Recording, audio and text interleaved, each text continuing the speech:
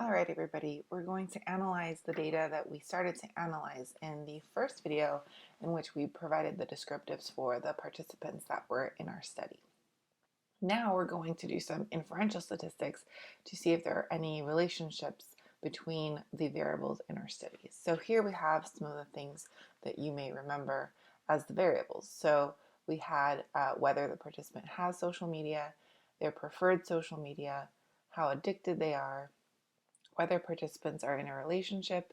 If so, they answer questions about their satisfaction with their romantic relationships, whether they're a college student, and if so, what their satisfaction is with school, how much they self-present, in other words, how careful are they about the kind of person they present to other people, their gender, how old they are, their race or ethnicity, how much education they've had, and then their socioeconomic status. You can also think of this as social class.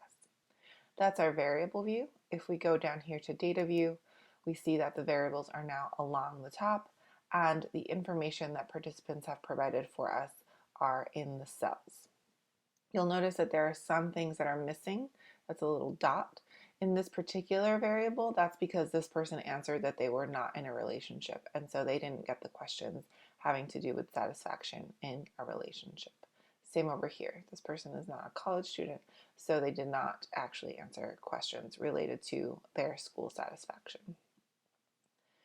We did get everyone to answer things about self-presentation. And you'll also notice that these scores are decimals. That's because participants actually answered a whole bunch of questions related to these scales, and then we took the average of those answers and gave each person a score on that particular variable.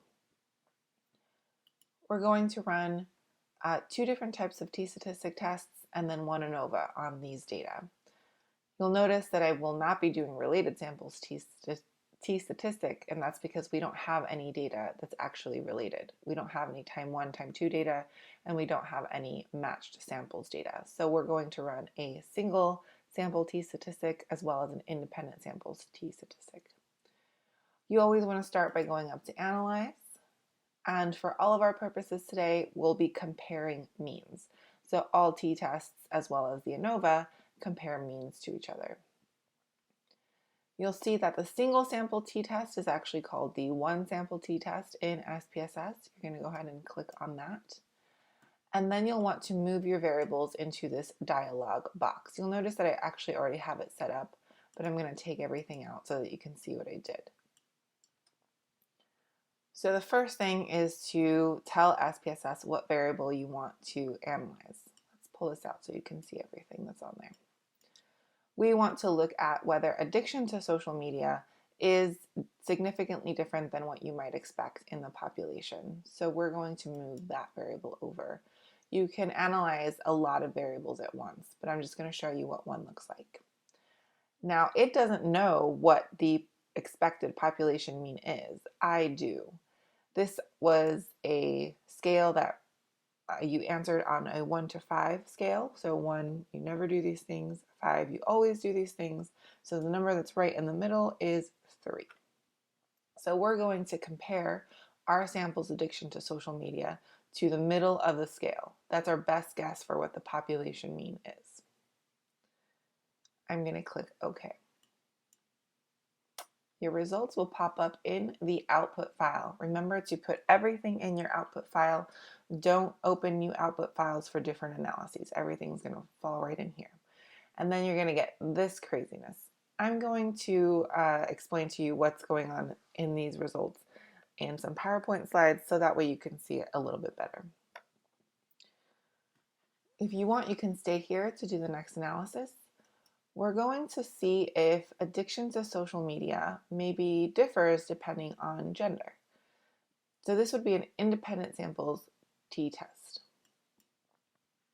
I'm going to move these variables out so again you can see what it is that I'm doing. I was trying to see if there was any difference related to college, but that's not going to be what we look at.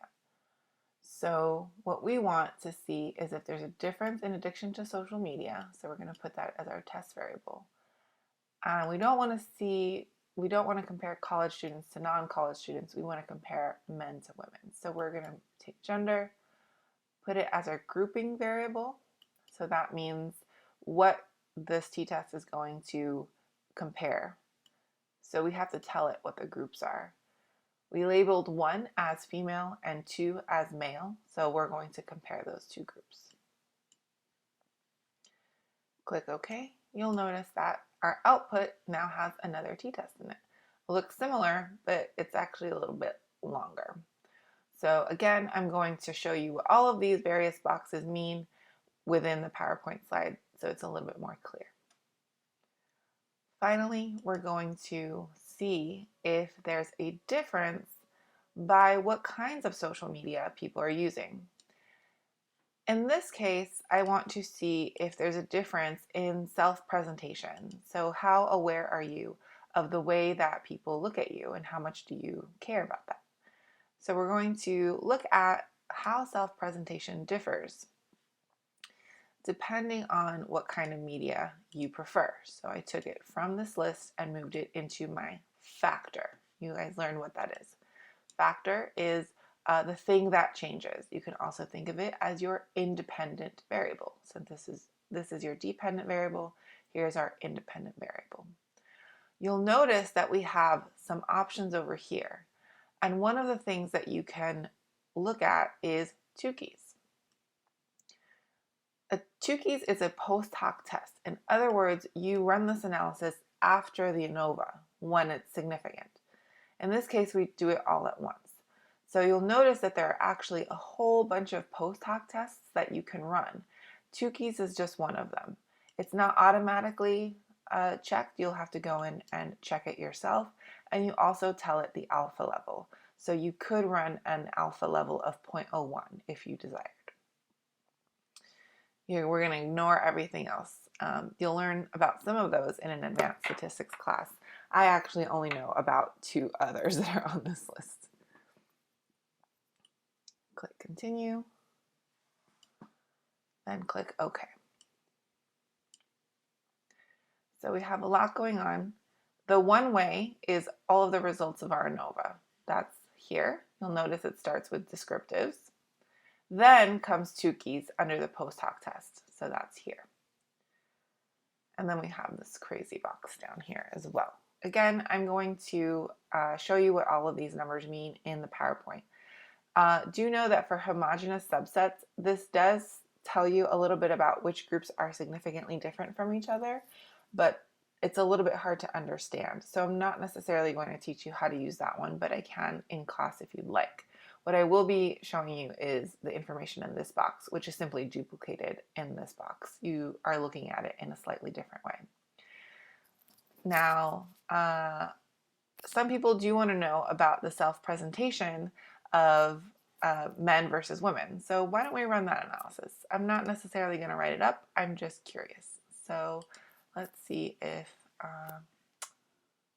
self-presentation changes. I'm going to put both of these in this test variable box just so that you can see what the output looks like. Okay, so what the output does is it just puts each test on top of each other. So here we have our original addiction to social media. Down here we now have self-presentation. Now, when I do data analysis with students, they often tell me that it's kind of like watching someone look at the matrix, in which I know what's going on with the numbers and a lot of other people don't. So I can tell from this analysis just by looking here that we actually don't have a significant difference in either addiction to social media or self-presentation between men and women. That may be a surprise to some of you, but let's dig a little bit deeper into what exactly is happening in these results.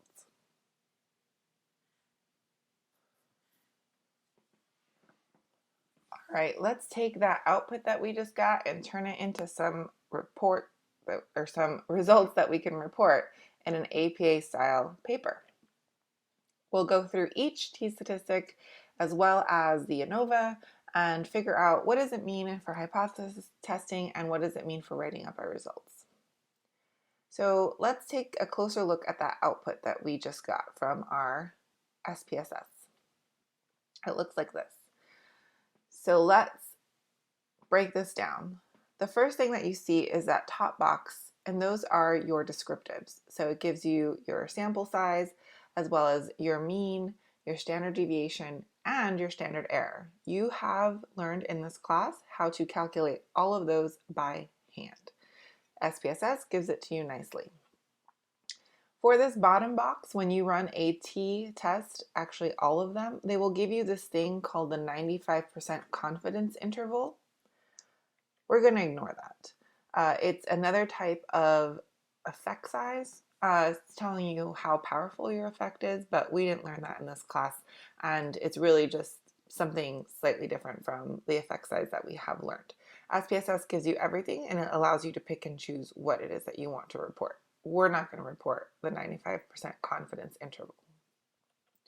What we are going to report is our t-statistic and our degrees of freedom. When we report our results, we need to say how many degrees of freedom it is that we were working with. So those two numbers are going to come from here. You'll notice that we have a negative t. And that's because our mean for our sample was a 2.2171. We'll round that later. And that was, if you recall, compared to a mean of 3, because 3 was the middle of the scale. So our mean is smaller than the mean that we were expecting. So we have a negative t. In other words, our sample is sitting on the left tail of our t distribution. The other thing we need to tell our reader is whether or not this was significant. And you'll notice that there's nothing on here that says p-value, but we do have something that says sig. SPSS runs all tests with 2 tails. That's fine by us. In fact, we don't actually have to figure out how our t compares to a critical region, because this tells us whether or not it's in our critical region. It calculates a p-value to the exact number, and we want this number to be lower than 0.05. That way we can reject our null hypothesis. So we're working a little bit backwards than we do with hypothesis testing, where first we have to compare our t that we got to the critical t and then figure out our p. Here we're given our p-value, and that tells us whether or not to reject our null. So this number is actually very, very tiny. It is not, in fact, 0. So please keep in mind that a p-value cannot be 0.000. That is statistically impossible. So instead, we're going to write that it's really, really tiny, and I'll show you how to do that. So how does this compare to the hypothesis testing that we have been learning in this class? So our null hypothesis for this test would be that our sample is not different from the population in addiction to social media. In other words, our mean for our treated sample, in our case college students or NSC students, their mean would be 3.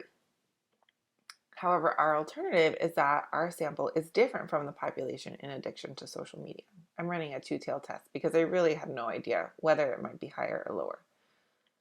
So our mean for a treated group, in other words, our NSC students, would not be 3, either higher or lower. My criteria is that I'm looking for a p-value of less than 0.05. Remember, I don't have to find a critical region because SPSS is going to calculate my p-value automatically and to a t perfectly. What is this exactly? Let's remind ourselves. Our p-value is the probability that my mean, remember it was about a 2.21, is only due to error or chance. Okay, so we want that probability to be less than 5%. You remember way back to our z-scores. It's proportion in the tail. So it's less than 5% chance that we simply got our mean due to error or due to sampling error. So we do not need to set a critical region. You can if you'd like to, but we have lots of degrees of freedom when we're dealing with real data, and sometimes that can be annoying to look up in a table.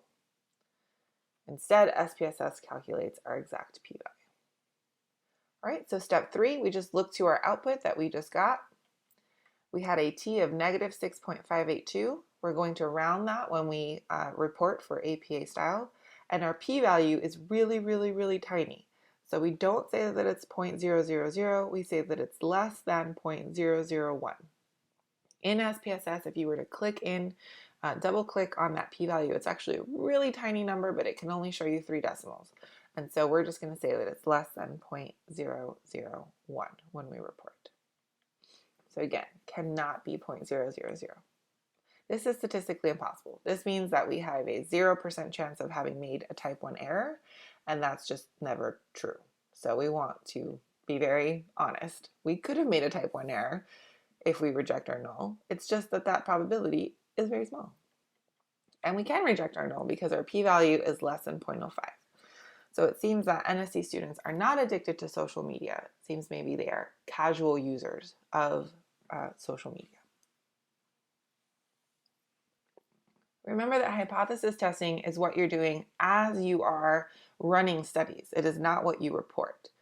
So when you write up your results, you're going to use certain types of language. So we use APA style to describe our samples or to describe our output or our results. So for example, we're going to use a big N to represent our entire sample, little n for our subset of a sample. And this might sound more clear to you now that we have learned about ANOVAs. So we might say that there were little n equals 18 in the experimental condition, and so on. We're going to use a capital M for our means, capital SD for standard deviation. Sometimes your mean and standard deviations will be placed in parentheses. Not always, but sometimes. And then for our decimals, we're only going out to 2 decimals. So that's hundredths. Remember in class, we go out to 3 decimals in order to maintain accuracy of our calculations. But because SPSS goes out to many, many decimals when it's calculating, we don't need to worry about accuracy. So when we report, we're only going to go out to 2 decimals. When we are reporting numbers, we want to use words for numbers below 10, such as 6, 7, 8.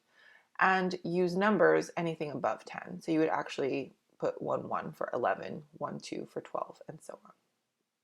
And you want to avoid starting a sentence with a number. Just write your sentences so that somehow it doesn't start with a number.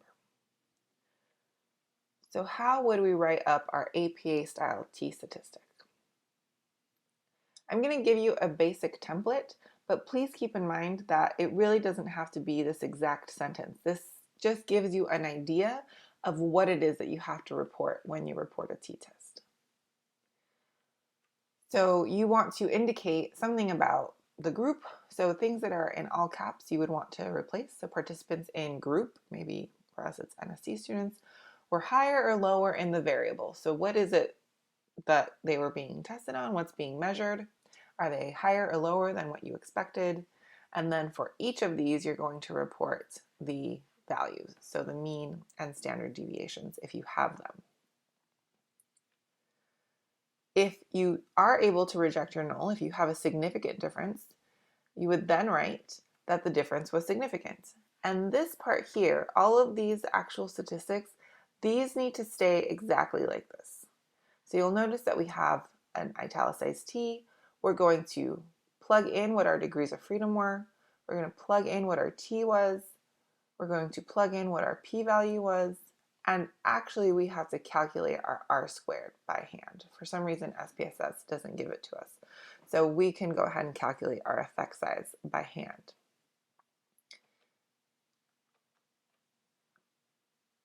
If it's not significant, if you fail to reject your null, then you simply say that the difference was not significant. You still report your t, you plug in your degrees of freedom, you tell me what the t-value is, so these t's remain there, they stay there. Where your actual t-value goes is here, where you see the x's.